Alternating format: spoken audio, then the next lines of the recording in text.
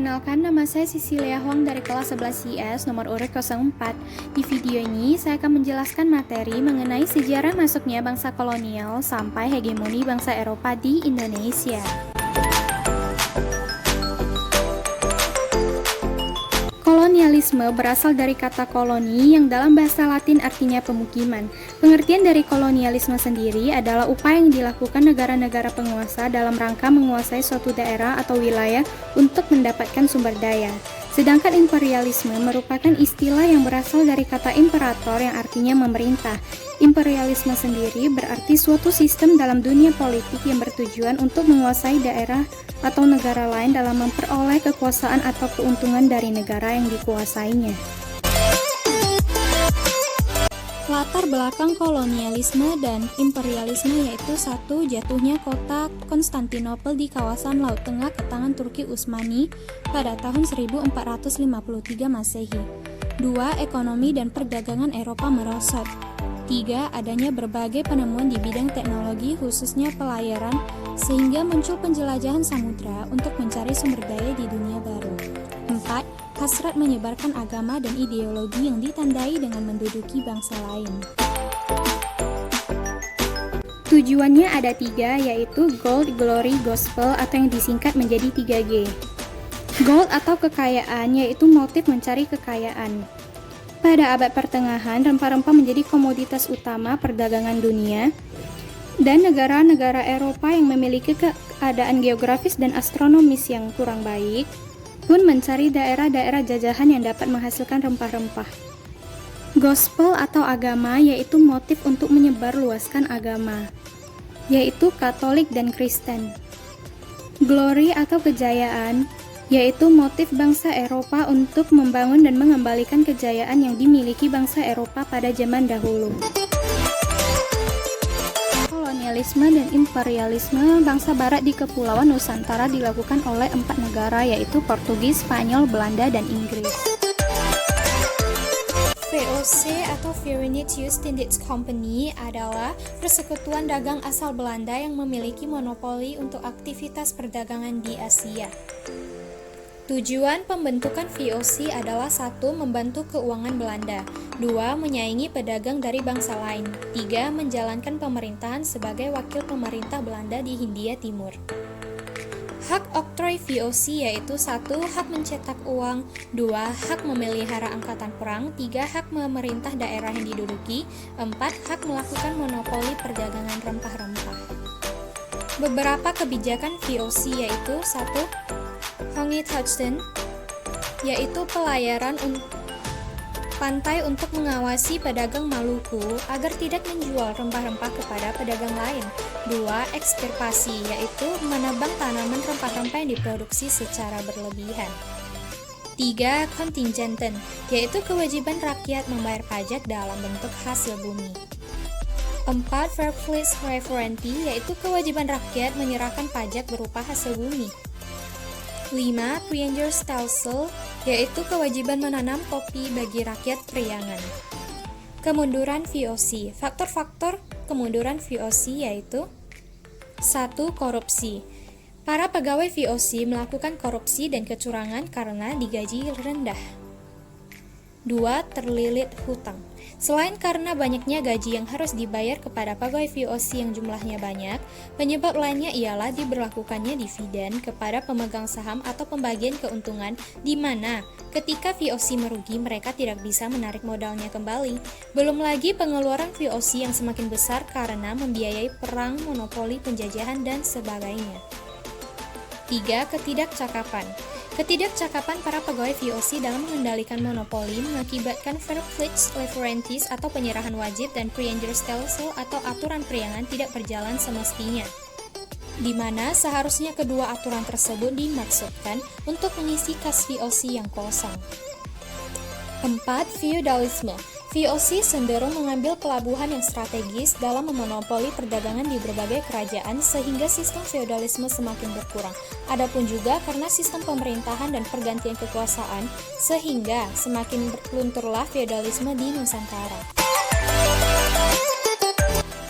Perebutan hegemoni adalah pengendalian atas negara di bawahnya atau kekuasaan untuk menguasai negara lain.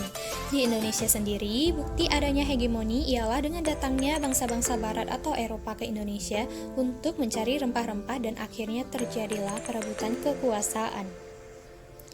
Perebutan hegemoni bangsa-bangsa Eropa di Indonesia yang pertama, masa pemerintahan Herman Willem Daendels berkisar pada tahun 1808 sampai 1811. Salah satu kebijakan fenomenal Daendels adalah membangun jalan raya pos atau di Great Postwood yang menghubungkan Anyer hingga Panarukan. Selain membangun jalan raya, Daendels membangun pelabuhan militer di ujung Kulon, Merak, dan Surabaya untuk memperkuat pertahanan. Oleh karena kebijakannya menjual tanah kepada swasta, pemerintah Belanda memberhentikan Daendels dari jabatannya sebagai Gubernur Jenderal. 2. Masa pemerintahan Jan Willem Janssens pada tahun 1811. Tugasnya ialah memperbaiki Pulau Jawa yang ditinggalkan Daendels dan memperkuat pertahanan Jawa untuk membendung serangan Inggris. Namun, faktanya ia tidak memiliki kecakapan sesuai yang diharapkan dan saat mendapat serangan dari Inggris pun Janssens memilih mengungsi ke Semarang. Kapitulasi Tuntang pun ditandatangani pada 18 September 1811 dan hasilnya ialah Pulau Jawa diserahkan kepada Inggris dan semua tentara Belanda menjadi tawanan Inggris. 3. Masa pendudukan Inggris yang berkisar dari tahun 1811 sampai 1816. Saat menduduki Indonesia, Raffles berusaha menghapus feodalisme dengan mengangkat penguasa lokal sebagai pegawai pemerintah. Salah satu kebijakan Raffles dalam bidang ekonomi adalah menerapkan sistem sewa tanah untuk menggantikan sistem penyerahan wajib. Warisan Raffles yang dapat ditemui pada masa kini adalah buku History of Java dan Kebun Raya Bogor yang dirintis oleh istri Raffles, yaitu Olivia Marion. 4. Masa penerapan sistem tanam paksa.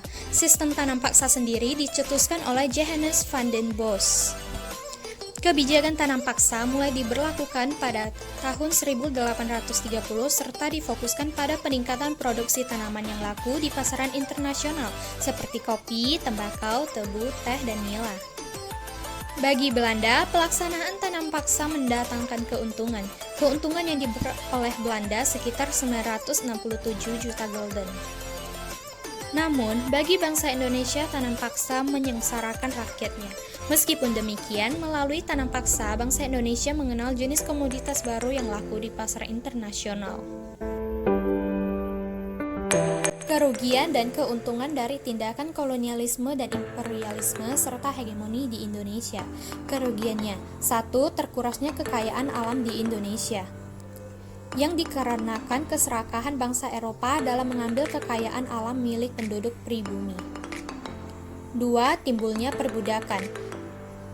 Bangsa Eropa menjadikan para penduduk pribumi menjadi budak mereka dengan iming-iming bayaran. 3. Hak rakyat pribumi diinjak-injak oleh bangsa Eropa. Sebagai rakyat pribumi yang seharusnya mempunyai kebebasan untuk melakukan berbagai hal di negeri ini, dibatasi sebesar-besarnya oleh para penjajah. 4. Tidak memiliki kebebasan hidup yang layak. Mereka, para pejuang yang berkorban dengan sepenuh hati, harus hidup dengan taraf di bawah rata-rata karena kekejaman para penjajah yang selalu membatasi apa yang boleh dilakukan oleh pribumi. Keuntungannya ialah: 1. Adanya pembangunan jalur-jalur perdagangan.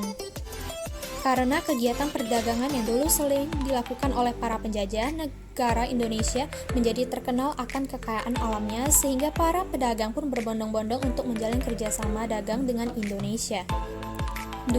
Adanya bangunan-bangunan megah dan menjadi peninggalan sejarah sampai saat ini. Sejak dulu, para penjajah sering sekali membangun gedung-gedung yang mereka jadikan sebagai pos penjajahan mereka dan masih dilestarikan sampai saat ini. 3. Masuknya ilmu pengetahuan modern. Masuknya sebagian kebudayaan barat yang bersifat positif seperti alat musik, nyanyian, pakaian, dan perhiasan. 4. Pembangunan jalur kereta api.